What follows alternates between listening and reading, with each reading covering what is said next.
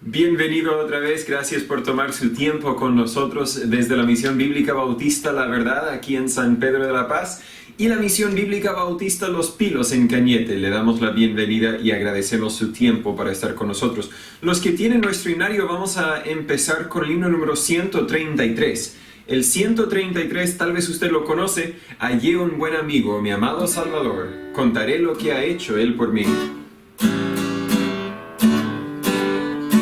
Hallé un buen amigo, mi amado Salvador, contaré lo que ha hecho Él por mí. Hallándome perdido, indigno pecador, me salvó y hoy me guarda para sí.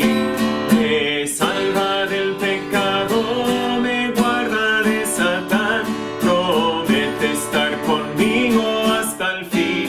Aleluya, Él consuela mi tristeza, me quita todo afán. Grandes cosas Cristo ha hecho para mí.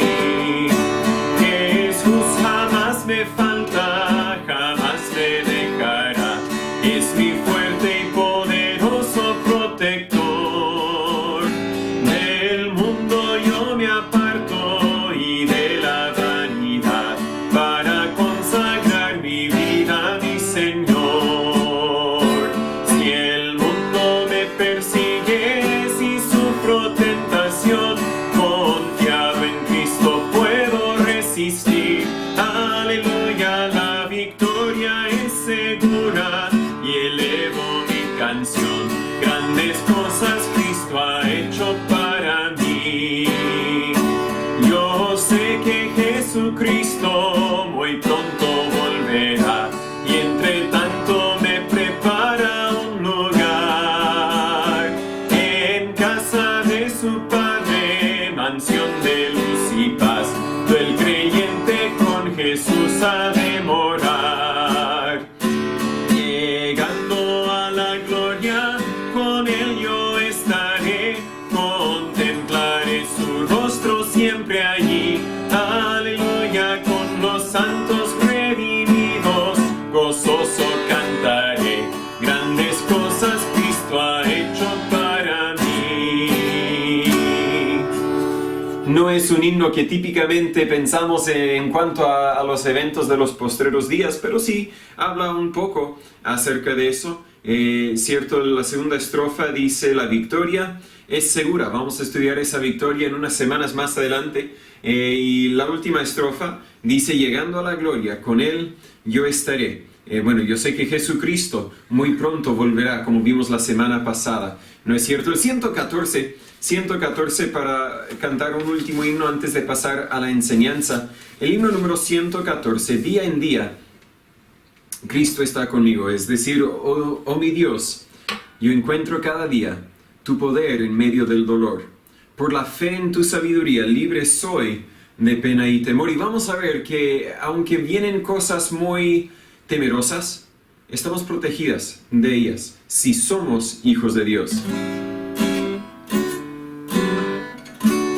Oh mi Dios, yo encuentro cada día tu poder en medio del dolor. Por la fe en tu sabiduría, libre soy de pena y temor. Tu bondad, Señor, es infinita. Tú me das aquello que es mejor. Por tu amor alivianse mis quejas y hallo paz en medio del dolor. Cerca está tu brazo cada día y por él recibo tu favor. Oh Señor, mi alma en ti confía. Eres tú mi gran consolador. Protección prometes a tus hijos, porque son tesoro para ti. Hay en ti con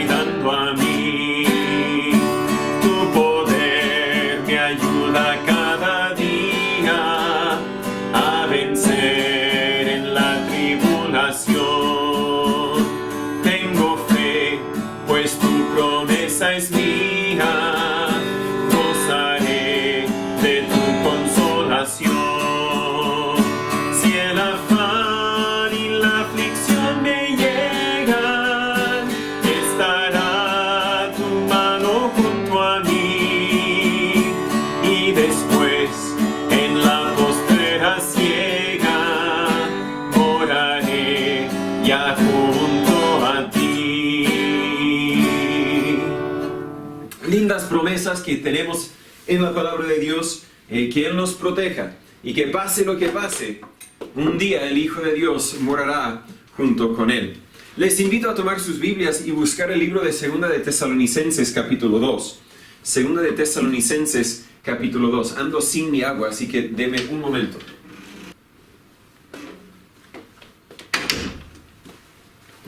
Si no me cuido, la voz se pierde su eficacia, podríamos decir. Pero aquí nos encontramos en Segunda de Tesalonicenses capítulo 2 para ver el siguiente evento en el calendario profético de Jesucristo o del Señor, podríamos decir. La semana pasada vimos el siguiente evento para hoy, ¿verdad? El evento que pudiera suceder en cualquier momento, y es el rapto.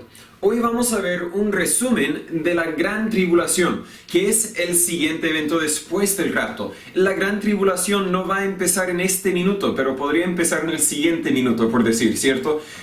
Bueno, tampoco es muy cierto, porque como vamos a ver, a veces la Biblia se refiere a la gran tribulación, a solamente la segunda mitad del periodo de 7 años que va a seguir después del rapto. Vamos a explicar todo eso por medio de la palabra de Dios, y si usted está un poco confundido con la introducción, perdón, disculpe, tal vez no lo preparé tal como debería prepararlo. Quiero decir, antes de seguir más adelante, que en el grupo para los miembros en Facebook voy a subir enlaces donde usted puede bajar los archivos de las notas que yo tengo. Especialmente en esta enseñanza y la enseñanza que siguen, voy a comentar muchas cosas sin estudiarlas de una forma muy profunda. Para estudiarla de una forma muy profunda, para explicarla de una forma muy profunda, demandaría demasiado tiempo, más tiempo de lo que yo quiero invertir en cubrir el tema. Así que si usted quiere realmente escudriñar las Escrituras para ver si lo que yo digo es así, le recomiendo tomar buenas notas tal vez, o leer mis notas, que lo podrá hacer por medio del grupo en Facebook. Si usted no tiene acceso a Facebook, no tiene, o tal vez no es miembro de ese grupo, envíeme un WhatsApp, el celular va a aparecer al final de esta enseñanza y fácilmente le envío las notas. También voy a hacer mención de algunos versículos que apoyan un punto sin leer esos versículos. Así que sería bueno, si usted tiene alguna duda, si usted quiere otra vez escudriñar las Escrituras para ver si estas cosas son así, le animo a tomar su Biblia y tomar las notas después para poder revisarlo. Pero como dije, la semana pasada vimos el evento que está por llegar en cualquier momento en el calendario profético del Señor, y es el arrebatamiento o el rapto. Pero esta semana vamos a ver un evento, o más bien una secuencia de eventos, que nos es presentado aún más claramente incluso que el rapto. La gran tribulación, también conocido como tiempo de angustia para Jacob, según Jeremías capítulo 30, versículo 7. Más de la mitad del libro de Apocalipsis, empezando en el capítulo 6 y terminando en el capítulo 17, más que la mitad del libro de Apocalipsis, describe lo que transcurre durante este tiempo terrible. La Biblia menciona tribulaciones o aflicciones comunes, pero los horrores de este tiempo, de esta gran tribulación, son incluso difíciles de imaginar. El mundo en este momento conocerá la ira de Dios de una forma que nunca antes la haya conocido. Hay muchos pasajes que hablan de esta tribulación, demasiadas para estudiarlas todas en una sola predicación o incluso en dos, pero haremos lo mejor que podemos para describirlo correctamente hoy y la semana que viene. Segunda de Tesalonicenses nos da una vista, tal vez un buen resumen de este tiempo, y vamos a empezar ahí. Voy a leer no todo el capítulo. Segunda de Tesalonicenses capítulo 2, voy a empezar en versículo 1 y leer hasta el versículo 12. La Biblia dice en Segunda de Tesalonicenses capítulo 2, versículo 1: Os rogamos pues, hermanos, en cuanto a la venida de nuestro Señor Jesucristo y nuestra reunión con Él. Versículo 1 claramente está hablando del rapto. Que no seáis prestamente movidos de vuestro pensar, ni seáis conturbados ni por espíritu, ni por palabra, ni por carta como nuestra, como que el día de Cristo está cerca. Nadie os engañe en ninguna manera, porque no vendrá sin que antes venga la apostasía y sea revelado el hombre de pecado, el hijo de perdición, Ahora, versículo 2, el día de Cristo está cerca. Creo que ahí ya no estamos hablando de la apariencia de Jesús en las nubes, el rapto, nuestra pronta reunión con Él, como dice en versículo 1, sino ahora el día de Cristo. Estamos hablando de un evento que va a suceder después de la gran tribulación, cuando Jesús viene con sus santos en vez de venir por sus santos. Nadie os engañe en ninguna manera, porque no vendrá sin que antes venga la apostasía y sea revelado el hombre de pecado, el hijo de perdición. Perdónenme, porque muchas veces leemos el texto y luego lo vamos explicando. Quiero aclarar algunas dudas aquí. Versículo 3, la palabra apostasía no significa necesariamente, puede significar, pero no necesariamente significa lo que nosotros entendemos de apostasía. La palabra griega para apostasía significa literalmente el apartarse. Aparece una vez también en Hechos, donde se usa para los que se apartaron de la doctrina de Moisés. Puede significar nuestro entendimiento de apostasía, ¿verdad? Apostataron de la fe, abandonaron o dejaron, se separaron de la fe verdadera, la fe de Moisés en Hechos. Y también puede ser cierto aquí en este versículo que estamos hablando de los que abandonan la fe verdadera, y podríamos mirar al contexto de nuestro mundo y decir, muchas personas han abandonado la fe verdadera, incluso personas que se identifican como cristianos, creyentes en Dios, realmente no están creyendo en Dios, y puede ser que ese sea el significado correcto. Pero después del rapto vamos a ver apostasía aún más severa, porque después del rapto van a haber muy pocas personas aquí en la tierra que realmente creen en la verdad del Evangelio. Sin embargo, yo creo, es mi perspectiva, no lo digo con 100% certeza, pero yo creo que este apartarse, esta apostasía, no está hablando de un apartarse de la fe, sino está hablando de un apartarse de la tierra. Está hablando del rapto, cuando los creyentes vamos a apartarnos, vamos a partir de aquí y vamos a estar en el cielo. Como vamos a ver en otros pasajes, va a suceder el rapto y luego, versículo 3 dice, venga la apostasía, el rapto creo yo, y sea revelado el hombre de pecado. Cuando el rapto sucede, el hombre de pecado, el hijo de perdición, yo creo estamos hablando del anticristo y vamos a hablar acerca de él en mayor detalle en un momento. Viene el rapto y luego se identifica el anticristo. Entonces, al entender eso con otros versículos que vamos a estudiar, le prometo, entiendo que estamos hablando del rapto. Versículo 4, ¿cómo es que sabemos que estamos hablando del anticristo? Versículo 4 dice, el cual se opone y se exalta contra todo lo que se llama Dios o es adorado. Tanto que como Dios se sienta en el templo de Dios, haciéndose pasar por Dios. Estamos hablando del anticristo. ¿No os acordáis que cuando estaba todavía con vosotros os decía esto?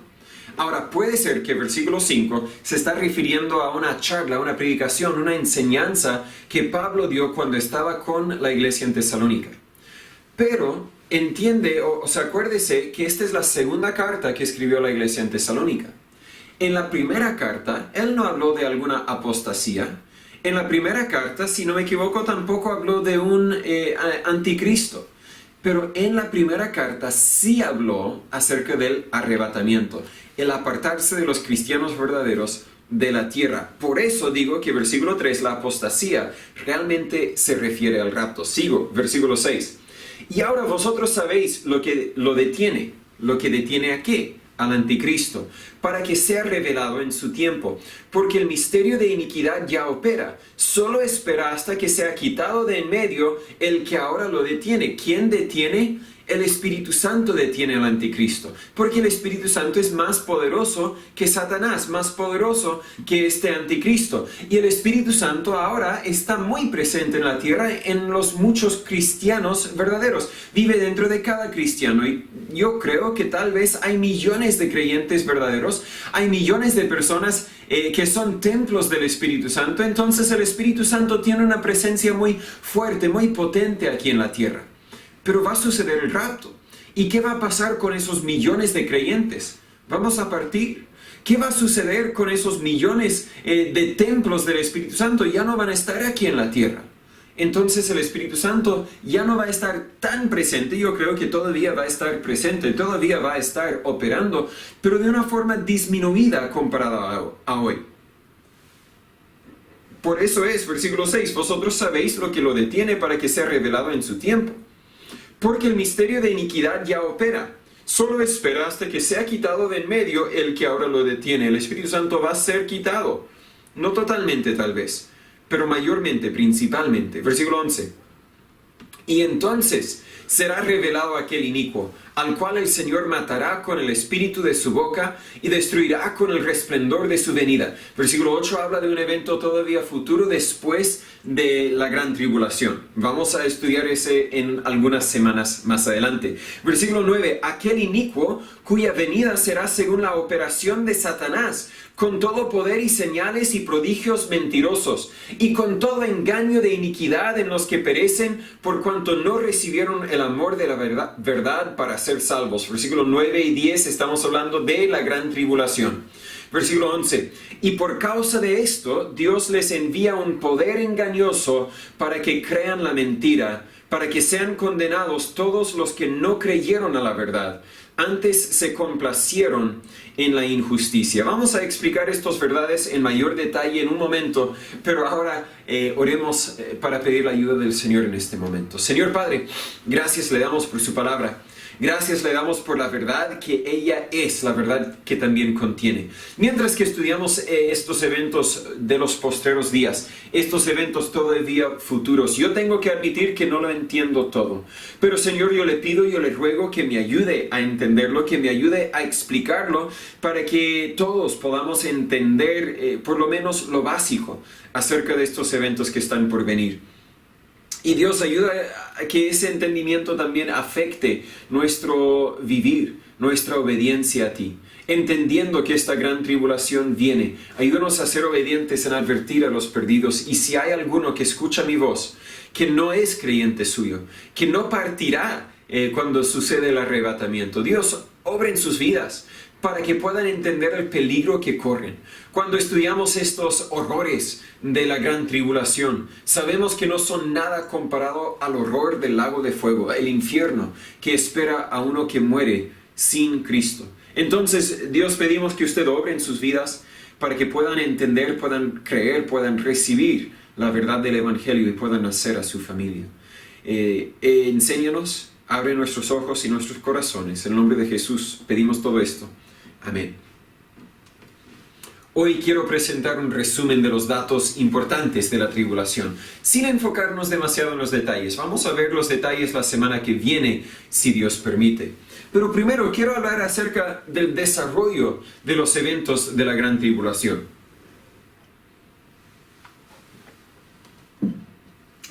Sin perder su lugar aquí en 2 de Tesalonicenses, quiero hacer comentario de un evento que está claramente señalado en Jeremías capítulo 30, versículo 3. Quiero decir que no sé exactamente dónde cae este evento en el orden de los eventos que están descritos durante este periodo de la gran tribulación. Pero Jeremías 30, versículo 3, la Biblia dice: porque he aquí que vienen días, dice Jehová, en que haré volver la cautividad de mi pueblo Israel y Judá, dice Jehová, y los traeré a la tierra que di a sus padres y la poseerán. Es decir, Dios prometió en Jeremías 30, versículo 3, que un día Él haría volver la cautividad de Israel y Judá. En ese momento estaban dispersos y nunca fueron todos devueltos a Israel y Judá. Habían varios viajes donde muchos tal vez regresaron a la tierra prometida, pero nunca todos regresaron a la tierra prometida. Sucedió el Holocausto, un evento terrible de la Segunda Guerra Mundial. Había una gran persecución de los judíos, principalmente en Europa.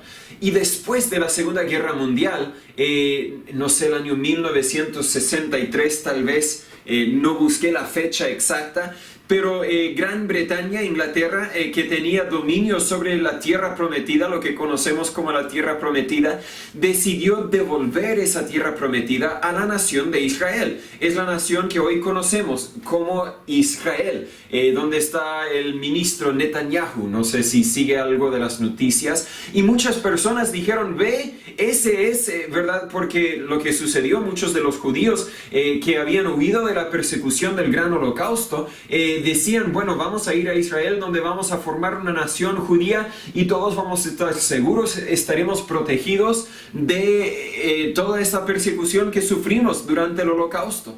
Y muchos creyentes en la Biblia dijeron, ve, mira, la profecía de Jeremías capítulo 30, versículo 3 se está cumpliendo. Jesús volverá pronto.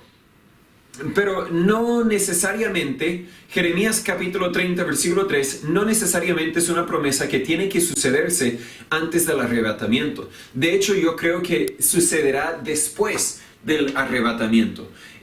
Puede ser que suceda antes, puede ser que empieza a sucederse antes del arrebatamiento.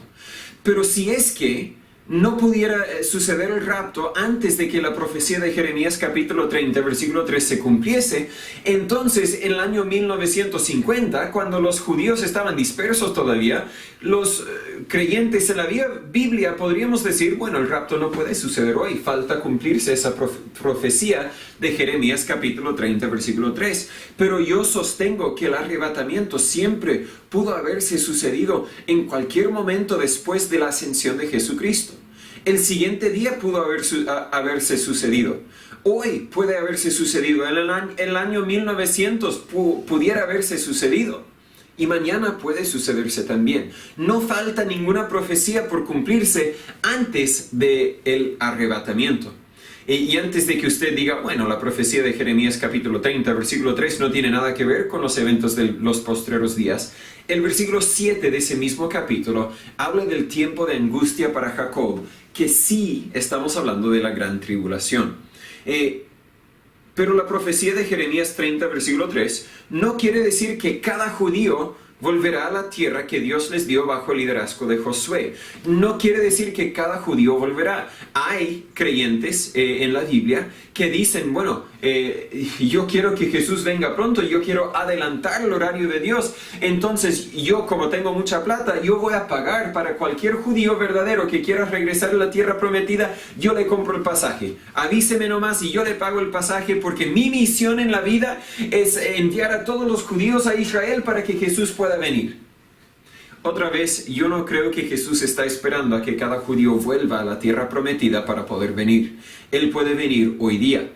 Tampoco creo que esta profecía está diciendo que cada judío regresará a la tierra prometida. No creo que es lo que está diciendo, pero sí está diciendo que la gran mayoría de los judíos regresarán a la tierra que Dios les prometió. Entonces, entienda conmigo que este evento sucederá. Personalmente creo que sucederá después del rapto. Creo personalmente que sucederá durante la primera mitad de los 7 años después del rapto, que conocemos como el periodo de la tribulación. Porque en la primera mitad, vamos a ver más adelante, el anticristo hará un pacto, se sentará en el templo y hasta los mismos judíos le van a seguir, le van a alabar, tal vez no le van a adorar como Dios, pero estarán muy agradecidos por el pacto que el anticristo hará con ellos. Y dirán, vamos todos a la tierra prometida porque ahora todo estará lindo gracias al anticristo. Tal vez no lo habrán identificado como el anticristo, pero cualquier estudioso de estos textos del Nuevo Testamento podremos decir, si es que estuviéramos aquí, porque los cristianos no vamos a estar, pero si es que estuviéramos aquí, podríamos estudiar la Biblia y decir, ese es el anticristo. Lo que sí sé, versículos 6 y 7, sabemos que el rapto, estamos otra vez en 2 de Tesalonicenses capítulo 2. En versículos 6 y 7 sabemos que el rapto tomará lugar. El que ahora lo detiene ya no estará. Y luego en versículos 8 y 9, entonces será revelado aquel inicuo al cual el Señor matará con el espíritu de su boca. Más adelante vamos a ver eso. Versículo 9, aquel inicuo cuya venida será según la operación de Satanás con todo poder y señales y prodigios mentirosos. Así que el rapto sucederá. Yo creo que el mismo día, la siguiente día, por lo menos ese mismo mes. Pero dentro de 30 días, la Biblia no dice exactamente, es mi perspectiva que sucederá dentro de muy poco tiempo, el anticristo será revelado. Y luego, si quiere poner su dedo aquí, busque conmigo Daniel 9. Daniel 9 es un pasaje clave para ayudarnos a entender este evento que sucederá después del arrebatamiento o el rapto. Daniel 9 nos va a explicar que por 3 años y medio harán sacrificios en el templo de Jerusalén y después cesarán los sacrificios por 3 años y medio.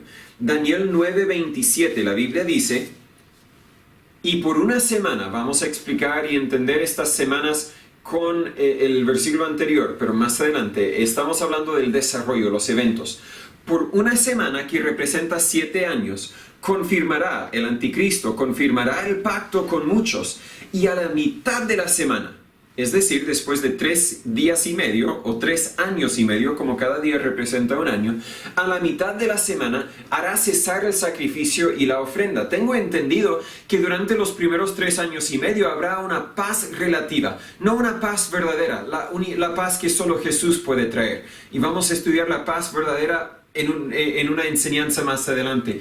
Pero habrá una paz relativa, donde el anticristo parece no hacer guerra con nadie, donde el anticristo parece respetar tal vez a todos, especialmente a los judíos. ¿Por qué? Porque por una semana confirmará el pacto con muchos y a la mitad de la semana hará cesar el sacrificio y la ofrenda. Es decir, por 3 años y medio han hecho sacrificios, han hecho ofrendas, han vivido la religión judía, podríamos decir, pero después cesarán. Después, sobre el ala de las abominaciones vendrá el desolar, aún hasta una entera consumación. Y lo que está determinado se derramará sobre el pueblo asolado. Ahí estamos hablando de los eventos que vamos a ver en mayor detalle la semana que viene, los eventos de la gran tribulación. Sufrimiento inimaginable. Puede poner un dedo ahí, yo tengo no sé cómo decirlo, pero una cosita, porque vamos a regresar a Daniel capítulo 9 más adelante. Y también vamos a regresar más adelante tal vez a 2 de Tesalonicenses capítulo 2. Pero entienda conmigo, el rapto tomará lugar, el anticristo se presentará y luego podemos dividir los siguientes 7 años en 2 periodos. La primera mitad, paz relativa, la religión judía es aceptada por lo menos por el anticristo, y a la segunda mitad, él quiebra el pacto. Es decir, parece que el anticristo empieza a abolir los sacrificios y Dios empezará con la tribulación, la gran tribulación, muchos eventos que vamos a ver en mayor detalle la semana que viene. Quiero ver un poco vimos el desarrollo de los eventos. Quiero ahora ver una descripción de los personajes claves presentados aquí en la Biblia. 2 de Tesalonicenses capítulo 2, versículos 8 al 10. Hablan acerca del anticristo. Creo que el anticristo también es la bestia que la Biblia menciona en Apocalipsis capítulo 13, versículos 1 al 4. No los vamos a leer. Sabemos que este anticristo vendrá de Roma. ¿Cómo es que lo sabemos? Vuelve a Daniel capítulo 9, versículos 26 y 27. La Biblia dice, y después de las 62 semanas se quitará la vida al Mesías, mas no por sí. Y el pueblo del príncipe que ha de venir destruirá la ciudad y el santuario. Versículo 26, las 62 semanas se quitará la vida del Mesías. Eso ya sucedió. El Mesías es Jesús. Se quitó su vida cuando murió en la cruz. Y el pueblo del príncipe que ha de venir destruirá la ciudad y el santuario. Estamos hablando ahí de Jerusalén. Un evento histórico es que un capitán, un general de Roma, vino con sus soldados, destruyó al santuario, destruyó a la ciudad de Jerusalén. Con inundación será el fin de ella, la ciudad. Y hasta el fin de la guerra, las asolaciones están determinadas. Y por una semana confirmará el pacto con muchos. No cambió el sujeto de la oración. Estamos todavía hablando del príncipe que ha de venir. Pero ya vino un príncipe poco después de la ascensión de Jesucristo. Y vendrá otro príncipe, el anticristo. El punto que quiero señalar es que como el primer príncipe vino de Roma, creo que el segundo príncipe también vendrá de Roma. Es decir, el anticristo de alguna forma está conectado con Roma. No quiero decir que automáticamente es el Papa. Podría ser. Pero el príncipe, el anticristo, de alguna forma vendrá de Roma. Apocalipsis 13, versículo 4 nos dice que recibirá poder de Satanás, aunque también lo vimos aquí, versículo 9, cuya venida será según la operación de Satanás. Segunda de Tesalonicenses 2, versículo 9. Cuya venida será según la operación de Satanás con todo poder y señales y prodigios mentirosos. Apocalipsis 13:4 dice, y adoraron al dragón que había dado autoridad a la bestia. El dragón Satanás había dado autoridad a la bestia, el anticristo, y adoraron a la bestia diciendo, ¿quién es semejante a la bestia? ¿Y quién podrá luchar contra ella? El anticristo será controlado por demonios. Será un títere de Satanás. Y después de 3 años y medio, entrará al templo de Jerusalén. Hoy todo está preparado para reparar, restaurar, reconstruir ese templo. Pero entienda conmigo que no necesariamente el templo tendrá que ser reconstruido antes de que venga el rapto. No es así. El rapto puede suceder ahora mismo, porque Él no entrará al templo hasta después de 3 años y medio. Así que entiendo que el rapto puede suceder en cualquier momento y después podrá ser restaurado el templo. Puede ser que el templo sea restaurado antes del rapto. La Biblia no da exactamente el orden de esos 2 eventos. Entrará al templo en Jerusalén y se proclamará ser Dios y demandará ser adorado como Dios. ¿Verdad? La Biblia dice... Bueno, no tengo anotado dónde podemos explicar toda esa verdad. Engañará a muchos, versículo 9, versículo 10, y con todo engaño, segunda de Tesalonicenses 2:10, con todo engaño de iniquidad, engañará a muchos. Muchos creerán que Él es Dios en la carne. Muchos creerán que Él es todo lo que pretende ser, pero es un falso. Es un mentiroso, como Satanás siempre ha querido ser semejante al Altísimo. Él se presentará igual al Altísimo, aunque no lo es, ¿cierto? Engañará a muchos y el mundo será controlado por su poder, bajo su dominio, podríamos decir. En Apocalipsis 16 no vamos a ir ahí, pero versículos 13 y 14 hablan del falso profeta. No tenemos muchos detalles acerca de quién es este falso profeta, pero parece que es como un pastor o un predicador del anticristo. En Apocalipsis 19:20 vemos que hace milagros. Así que el teleevangelista, ¿verdad?, del anticristo. Y en Apocalipsis 17, del 3 al 6, tampoco lo vamos a leer, vemos a la mujer. La mujer representa la religión del anticristo. No es que una mujer literal sea la religión, no, sino que esta mujer describe a la religión del anticristo. Y todos estos, el anticristo, el falso profeta, la religión, quieren frenar el plan de Dios, pero no podrán. Dios siempre vencerá. Y vimos algunos personajes malos, personajes enemigos de Dios, pero vemos también algunos personajes que trabajan para Dios, obedientes a Dios, siervos de Dios. En Apocalipsis 11, si quiere puede ir ahí, voy a buscarlo yo también, no vamos a leerlo todo, pero Apocalipsis 11 del 3 al 14 describe a 2 testigos. Yo creo que estos 2 testigos tal vez podrían ser una reencarnación de profetas del Antiguo Testamento. Tal vez Moisés y Elías, o Eliseo, confundo los 2. Tal vez Isaías, Jeremías, quién sabe. Creo que van a ser personajes del Antiguo Testamento. Van a ser judíos, creo yo. Pero la Biblia dice, en versículo 3 de Apocalipsis 11, daré potestad a mis 2 testigos y ellos profetizarán por 1270 días vestidos de cilicio.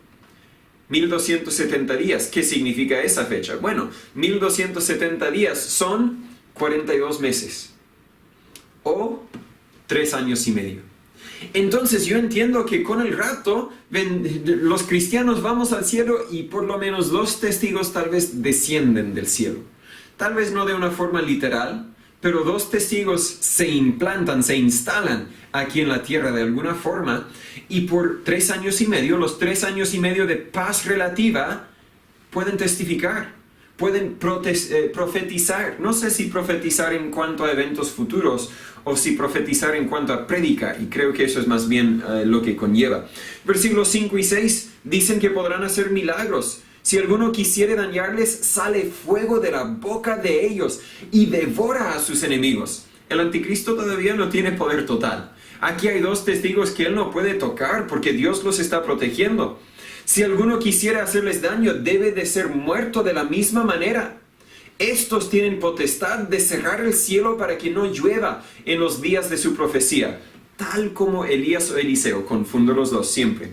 Y tienen potestad sobre las aguas para tornarlas en sangre, tal como Moisés hizo, ¿cierto? Y para herir la tierra con toda plaga, cuantas veces quisieran. Otra vez me hace pensar en Moisés, pero tienen poder para hacer milagros. Nota que estos milagros fueron comunes, tal vez. No estos milagros en específico, pero milagros en general, fueron comunes durante el ministerio de Jesucristo y entre los cristianos del primer siglo, porque Dios también dio poder a Pablo, a Pedro, si no me equivoco, para hacer algunos milagros de sanidad. Parece que estos dos testigos tal vez no hacen milagros de sanidad, pero hacen milagros, tienen señales. Pero estos milagros fueron señales para convencer a los judíos de la verdad del Evangelio. Los conocemos como dones de señales, porque hoy día no hay ningún ser humano que tiene el poder de tocar a una persona y sanarlo. Si no me equivoco, con tan solo el paño de Pablo, la Biblia dice, uno tocaba el paño de Pablo, el pañuelo, tal vez lo que usaba para limpiar su nariz, lo tocaban y se sanaban. Hoy día, ¿verdad? Toca el paño de una persona y te puedes enfermar con COVID, pero un punto aparte, un chiste tal vez. Como no están aquí no pueden reír de mi chiste, así que voy a imaginar que se rieron de mi chiste, ¿cierto? Pero el punto es que los milagros que Jesús hizo, los milagros que permitió que ciertos cristianos hicieran, fueron para señales para el pueblo judío. 1 Corintios 1:22 dice, porque los judíos piden señal y los griegos o los gentiles, los no judíos, buscan sabiduría. Estos milagros de señales, los milagros de sanidad, cesaron cuando la Biblia fue completada, según 1 Corintios 13:10. Y el enfoque en ese momento de la obra de Dios ya no era en los judíos, sino en los gentiles. Entienda conmigo este punto. Jesús hizo milagros. Algunos de los creyentes hicieron milagros, mientras que el enfoque del ministerio del Evangelio fue con los judíos. A lo suyo vino. La Biblia dice en Juan capítulo 1, mas los suyos no le recibieron. Pero cuando el ministerio dejó de ser, el enfoque del ministerio dejó de ser para los judíos y se tornó para los gentiles, esos dones de milagros, de señales, cesaron. Porque acá los gentiles no buscan milagros, no buscan señales, buscan conocimiento. Sabiduría, la Biblia dice en 1 Corintios 1:22. Ahora, de otros versículos también saco este entendimiento. Durante la gran tribulación, el enfoque vuelve a estar en el pueblo judío. No es decir que cuando el enfoque primero estaba en el pueblo judío, ningún gentil fue salvo. No, algunos gentiles también fueron salvos. Y cuando el enfoque está en el pueblo gentil, no judío, también algunos judíos son salvos. Y otra vez, durante estos 7 años, cuando el enfoque de nuevo está en el pueblo judío, puede ser que algunos gentiles también sean salvos. Pero el enfoque de Dios y el enfoque del ministerio de estos dos testigos es en el pueblo judío. Después estos testigos, en versículos 7 al 10, la Biblia explica que serán matados por la bestia, el anticristo, y los incrédulos se regocijarán. Por fin podemos dejar de escuchar estos predicadores, estos canutos, como dicen acá en Chile algunos, ¿verdad? Y un montón de insultos por seguro que querrán lanzar acerca de estos testigos. Estarán todos contentos cuando mueren. ¿Por qué es que mueren? No es porque el poder de Dios falló, sino porque Dios dijo, bueno, han completado sus 1260 días, ya no más. Como hablamos en una enseñanza tal vez hace un mes, cuando es tu fecha, es tu fecha. Puede ser que tú adelantes tu fecha por medio de tu pecado, pero si no es por pecado es porque Dios tiene un propósito. Dios dice, hasta ahí no más. Ya no hay más propósito, ya no hay más necesidad de que sigas en la tierra, así que ven conmigo al cielo. Y esto es, según entiendo, justo lo que sucede con estos dos testigos. Pero en versículos 11 y 12, después de 3 días y medio, el Espíritu de vida enviado de Dios entró en ellos, es decir, entrará en ellos. Juan vio todo esto en una visión, entonces él graba lo que vio, pero son eventos todavía futuros. y se alzaron sobre sus pies y vino gran temor sobre los que los vieron. ¡Ja! Mira esos. Y no sé, tal vez colgaron sus cuerpos de una forma pública para burlarse de ellos, pero vuelven con vida. Oh, imagínense el espanto, el temor. Versículo 12, y oyeron una gran voz del cielo que les decía, subid acá, y subieron al cielo en una nube, y sus enemigos los vieron. Wow, yo no sé tú, pero si yo hubiera escuchado la predicación de un pastor por 3 años y medio, y me hubiera irritado con él, y lo hubiera insultado y rechazado su mensaje, y hecho todo lo posible para matarlo, pero no realmente intentara matarlo, porque vi que el fuego salía de su boca y consumía a los que querían matarlo. Wow, yo estaría enojado con él tal vez, si mi corazón realmente estuviera dura, estaría enojado con él y deseando el día que muriera. Y por fin muere. Y luego yo me regocijo, hago una fiesta y por 3 días me burlo de él. Pero después de 3 días y medio, la Biblia dice, vuelven a tener vida. Una voz del cielo dice, subid acá. Y los veo subir al cielo. ¡Wow! ¿Cómo es que yo no creería lo que él decía era verdad? Nadie tiene poder como eso. ¿Cómo es que mucha gente no va a creer? Porque acuérdese, el anticristo había engañado a muchos. Perdón. Y luego también vemos en Apocalipsis 7 del 1 al 4, no lo vamos a leer, vemos a 144,000 jóvenes. Digo jóvenes porque la Biblia describe que eran vírgenes, si no me equivoco. Bueno, no voy a buscar todos los versículos para explicarlo bien, pero 144,000 son judíos, porque la Biblia describe en los siguientes versículos de Apocalipsis 7 que son 12,000 de cada tribu de los hijos de Israel. Y ellos testificarán de Cristo y luego también serán matados. Pero son los personajes claves de estos eventos. Vimos una descripción o el desarrollo, vimos una descripción de los personajes claves. Quiero ver ahora la duración. Si tiene su dedo todavía en Daniel capítulo 9, vamos a estudiar esto por un momento. Daniel capítulo 9. Versículo 24. La Biblia dice, 70 semanas están determinadas sobre tu pueblo y sobre tu santa ciudad, para acabar la prevaricación y concluir el pecado y expiar la iniquidad, y para traer la justicia eterna y sellar la visión y la profecía y ungir al santo de los santos. Sabe pues y entiende que desde la salida de la orden para restaurar y edificar a Jerusalén hasta el Mesías príncipe habrá 7 semanas y 62 semanas. La plaza volverá a ser edificada y el muro en tiempos angustiosos. Cuando Daniel estaba hablando, el pueblo de Israel estaba en cautividad. Jerusalén estaba destruida. No había mucho esfuerzo para reconstruirla. Pero Daniel está diciendo, va a haber una orden para edificar, para restaurar y edificar a Jerusalén. Y el Mesías vendrá. Y desde que salga el orden para edificar, restaurar y edificar a Jerusalén, hasta que venga el Mesías príncipe, van a ser 62, van a ser 7 semanas y 62 semanas, es decir, 69 semanas. Ahora, si uno leyera esa profecía, podría sacar el calendario y decir, 1 semana, 2 semanas, 3 semanas, 69 semanas. ¿Dónde está Jesús? Y Jesús no estaba. Jesús no vino 69 semanas después de esta profecía de Daniel. Entonces el sentido común no tiene sentido. Tenemos que buscarle otro sentido. Bien puede ser que cuando Daniel lo profetizó, muchas personas lo interpretaron de una forma literal. Pero una interpretación literal no tiene sentido, no resulta. Entonces tenemos que buscarle otro sentido. Y lo que encontramos cuando buscamos otro sentido es que desde que se dio esa orden para edificar a Jerusalén hasta la venida del Mesías, son 69 semanas, dice, o 483 días. Pero no eran días. Desde que se dio ese orden hasta que vino Jesús, o más bien hasta que murió en la cruz, fueron 483, no días, pero 483 años.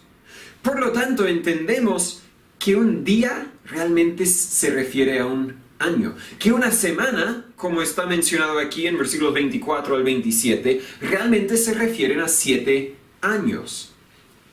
Para darle la información histórica, Artajerjes dio permiso a Nehemías para reconstruir a Jerusalén en Nehemías capítulo 2, versículos 4 al 6, en el año 445 a.C. Jesús fue crucificado 30 años después de Cristo, ¿verdad? La edad de 30 aproximado. Ahí tenemos 475 años solares. Pero 475 años solares son 483 años en el calendario de los judíos. 69 semanas. 483, no días, pero años. Ahora, cuando dice la separación de 7 semanas y 62 semanas, se refiere a que el acto de reconstruir a Jerusalén duró unos 49 años en total. No la obra de Nehemías duró 49 años. Pero 7 semanas, 49 días, 49 años es lo que duró toda la reconstrucción de Jerusalén. Y luego pasaron 62 semanas, 62 por 7 no lo hago en mi cabeza, ¿verdad? Tantos años hasta que Jesús fue crucificado. Pero luego, versículo 26 dice, y después de las 62 semanas se quitará la vida al Mesías. Por eso sabemos que no se refiere a la llegada o el nacimiento de Jesús, sino la muerte de Jesús. Se quitará la vida del Mesías, mas no por sí. Y el pueblo del príncipe que ha de venir destruirá la ciudad y el santuario. Con inundación será el fin de ella, y hasta el fin de la guerra las asolaciones están determinadas. La Biblia no dice 62 semanas van a pasar, o sea 69, pero primero 7 y luego otras 62, Jesús va a ser matado y al tiro, al siguiente día o el siguiente año, va a ser destruida Jerusalén. La Biblia no da cuánto tiempo pasará después de la muerte de Jesús y la destrucción de Jerusalén. Pero sabemos que Jerusalén fue destruido por un príncipe, por un general romano. Pero falta una semana. Versículo 27. Y por una semana confirmará el pacto con muchos. ¿Por qué falta una semana? Porque el versículo 24 dijo, 70 semanas están determinadas. Le voy a decir que va a pasar por 7 semanas, la reconstrucción de Jerusalén. Luego lo que va a pasar después de 62 semanas. No dice que va a pasar durante ese tiempo, pero van a pasar 62 semanas y Jesús va a ser matado. ¿Falta una semana? ¿Cuándo se va a cumplir? ¿Justo después de la muerte de Jesús? No, porque sabemos que pasaron más que 7 años después de la muerte de Jesús y la destrucción de Jerusalén, si no me equivoco. Puede ser que me equivoco porque no lo busqué para anotarlo bien, así que si me equivoqué, tal vez lo anoto en los comentarios cuando publico el video. Pero el punto aquí que quería señalar es que falta una semana. Y esa semana, los 7 días o 7 años, es lo que conocemos como el periodo de la tribulación. Faltan 7 años en el calendario profético de Jesús. Y eso se cumplirá durante el tiempo de la tribulación. Se dividen en 2 partes como vimos anteriormente. La primera mitad, paz relativa. Los 2 testigos van a testificar, van a predicar. Algunos van a ser salvos, no lo hemos visto aún, pero algunos van a ser salvos.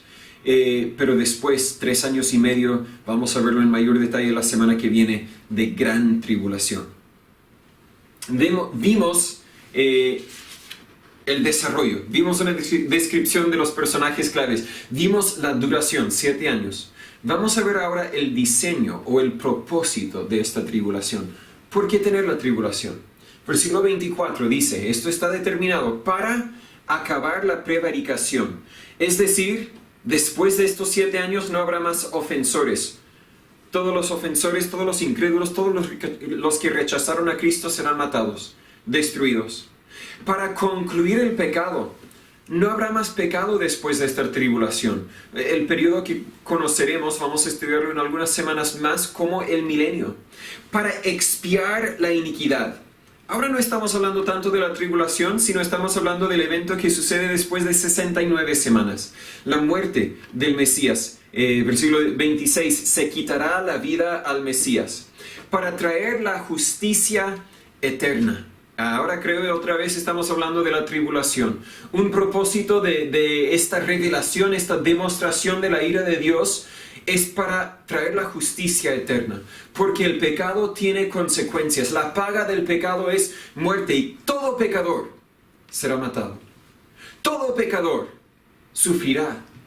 Sufrirá primero en la tribulación y luego sufrirá en el infierno. Digo todo pecador, pero quise decir todo el que haya rechazado a Cristo, porque yo también soy pecador, pero gracias a Dios no pasaré por esto. Gracias a Dios yo voy en el arrebatamiento. Gracias a Dios Él me va a proteger de toda esta ira que está por venir.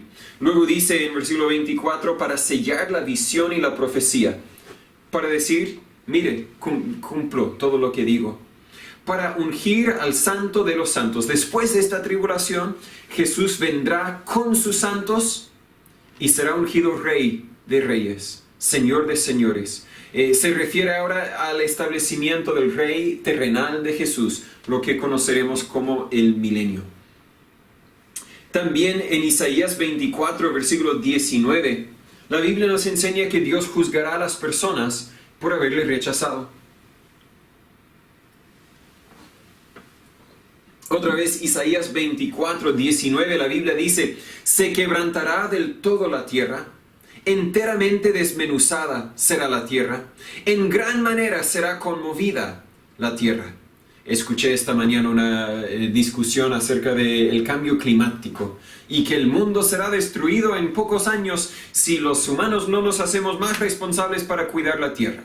Yo creo que deberíamos cuidar la tierra. Yo reciclo en cuanto a lo que puedo, no dejo mi basura botada, prefiero, ¿verdad?, no usar platos desechables, hago lo que puedo para ser responsable en cuidar la tierra. Pero todo nuestro cuidado no podrá proteger la tierra, porque Dios la destruirá un día, la destruirá al entero. Esta ira de Dios no se compara con la ira de Dios en el infierno. Este sufrimiento de la tribulación no se compara con el sufrimiento del infierno. Y entienda, Dios siempre juzga el pecado. Nadie podrá escaparse. Dios siempre juzga el pecado. O juzga el pecado en tu propia vida, o dejas tú que el juicio que ya pasó sobre Jesús en la cruz cancele la deuda de tus pecados. Dios juzgará a los poderes demoníacos también. Se demostrará vencedor sobre Satanás al final de todo esto. Y Dios restaurará a la nación de Israel a sí mismo, como vimos anteriormente en Jeremías 30, y muchos conocerán a Dios. Apocalipsis 14, versículos 6 y 7, la Biblia dice, y vi otro ángel volar en medio del cielo, que tenía el evangelio eterno para predicarlo a los moradores de la tierra, y a toda nación y tribu y lengua y pueblo, diciendo en alta voz, temed a Dios y dadle gloria, porque la hora de su juicio ha venido, y adorad a aquel que hizo el cielo y la tierra y el mar y las fuentes de las aguas. Es decir, habrá otra oportunidad, o más bien habrá una oportunidad, tal vez una última oportunidad, para algunos de los que están vivos durante este arrebatamiento. Pero entienda conmigo, no lo tengo en mis notas porque lo vamos a ver otra vez la semana que viene. Si todavía tiene el dedo en 2 de Tesalonicenses capítulo 2, versículo 11, la Biblia dice, por causa de esto, ¿por causa de qué? Versículo 10, todo engaño de iniquidad en los que perecen, por cuanto no recibieron el amor de la verdad para ser salvos. Los que antes del rapto no reciben el amor de Dios en su corazón, o no reciben el amor de la verdad para ser salvos, la Biblia dice. Y el evangelio es un mensaje de amor. Los que no reciben el evangelio antes del rapto, los que tuvieron una oportunidad y rechazaron al evangelio, cuando sucede el rapto, serán engañados por el anticristo. Y a causa de esto, versículo 11, Dios les envía un poder engañoso para que crean la mentira. Dios dice, sean engañados. Me rechazaron cuando tenían la oportunidad, así que sigan rechazándome mejor. Esta oferta de salvación, esta invitación, podríamos decir, no será para ti si tú te quedas después del arrebatamiento. Para ti la puerta estará cerrada. Esta invitación es para los que tal vez no han escuchado de una forma clara. Los que tal vez escucharon pero solo en breve, pero no realmente entendieron y no conscientemente rechazaron a Jesús, podríamos decir de esa forma. Versículo 12, para que sean condenados Todos los que no creyeron la verdad, antes se complacieron en la injusticia. Si tú ahora dices, no, yo voy a vivir mi vida como yo quiero y después me arrepiento, después aceptaré el Evangelio, Dios dirá, después del arrebatamiento, después del rapto, no. No, tú estás condenado y para ti no hay esperanza. ¡Qué horrible! ¡Qué triste! Hoy es la oferta. Hoy debería ser el día de la salvación. Y un punto que vemos en todos estos textos, la tribulación es para traer honra y gloria a Dios. Para que, como vamos a ver más adelante, toda rodilla se doble y cada boca confiese que Él es Dios, que Él es el que merece la honra y la gloria. Pero ¿qué aprendemos de todos estos detalles? Yo aprendo por lo menos que podemos creer a Dios y confiar en su palabra. Todos los detalles profetizados acerca de la primera venida de Jesús fueron cumplidos. Muchos detalles tal vez fueron difíciles de creer. ¿Cómo es que moriría con los impíos y los ricos? ¿Cómo es que nacería en Belén pero sería llamado Nazareno? ¿Verdad? Muchas profecías tal vez fueron difíciles de entender y creer en ese momento. Algunos detalles tal vez incluso fueron mal interpretados en ese momento, ¿verdad? Pero cada detalle que Dios profetizó acerca de la primera venida de Jesús se cumplió al pie de la letra. Y cada detalle que está profetizado acerca del rapto, del arrebatamiento y la segunda venida de Jesús también se completarán al pie de la letra. Entiendo también que la gran mayoría de las profecías acerca de la primera venida de Jesús no fueron alegóricas, fueron literales. Y la gran mayoría también de las profecías acerca de los eventos de los postreros días también son literales. Y yo le puedo asegurar que cada detalle de estas profecías acerca de la tribulación también se cumplirán. Lo que tú tienes que decidir ahora es si vas a confiar en Dios o no. Si decides rechazar a Dios, ¿en qué vas a confiar en cuanto a lo que está por venir? Tal vez vas a confiar en tu propia imaginación y suerte con eso, ¿cierto? Tal vez vas a confiar en los científicos, pero los científicos cuando hacen sus cálculos no calculan a Dios, rechazan a Dios. Muchos, no todos. Rechazan a la Biblia. Tal vez vas a confiar en algún escritor, pero no hay ningún escritor más cierto que Dios y no hay ningún libro más honesto, más cierto que este libro aquí, la Biblia, la palabra de Dios. Decide ahora mismo si lo vas a creer o no. Porque la semana que viene vamos a leer y escuchar cosas que tal vez nunca has escuchado o leído. Y todo esto señalará que Dios es un Dios justo, que Dios es un Dios santo, que Dios es un Dios que cobra venganza, podríamos decir, para el pecado. Pero es un Dios digno de ser adorado. Otra vez en 2 de Tesalonicenses capítulo 2, versículo 2 dice: que no seáis prestamente movidos de vuestro pensar, ni seáis conturbados ni por espíritu, ni por palabra, ni por carta como nuestra, como que el día de Cristo está cerca. Pronto viene, pronto viene. Versículo 15, no lo leímos antes, pero la Biblia dice: así que hermanos, estad firmes y retened la doctrina que os ha sido enseñada, sea por palabra o por nuestra carta. No olvides, mantenga un entendimiento claro de la doctrina bíblica. No te engañes con otras ideas. Enfócate en lo que la Biblia dice. Y versículos 16 y 17, Dios te consolará.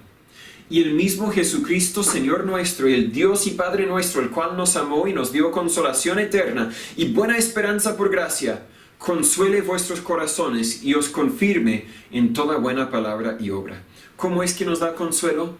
Porque sabemos que no vamos a estar para esto. Ese es el consuelo mayor. Aunque viene algo terrible para la tierra, si eres hijo de Dios no es para ti, tampoco es para mí. Oremos. Señor Padre, gracias por su palabra. Gracias por el privilegio que tenemos de leerla. Usted no tenía que contarnos nada de lo que estaba por venir. Nos pudo haber dejado en la oscuridad en cierto sentido. Pero nos dio revelación divina. Nos dio su palabra para que pudiésemos leerla, pudiésemos entender algo de lo que está por venir. Y Dios, mientras que estudiamos todo esto, los que somos sus hijos, ayúdanos a estar consolados con la verdad de que no vamos a pasar por esto. Pero los que no son tus hijos, Señor, yo les ruego que esto sea una advertencia enorme para ellos del peligro que correan si es que siguen rechazándote. Que no sean tan tercos, que no sean tan obstinados, que no sean tan tontos para rechazar la verdad del Evangelio y la oferta, la invitación de la salvación que usted les ofrece. Si hay uno que me escucha que no es hijo suyo, Señor, yo les ruego que hoy sea el día de su salvación. Si yo puedo ayudarles, ayúdeles a tener la confianza en escribirme o llamarme para que pueda tal vez contestar sus dudas y para que puedan nacer a tu familia. Dios, guíanos, úsanos. Ayúdanos a advertir a los que tal vez hoy son perdidos del peligro que les espera. Pero ayúdanos a gozar y adorarte a ti por lo bueno que eres. Guíanos, úsanos, en el nombre de Jesús lo pido. Amén. Concluimos, por favor, con un último himno. ¿Cuál tenía el himno número 77? El himno número 77, a Jesucristo, ven sin tardar. Tal vez no tendrás otra oportunidad. El himno número 77.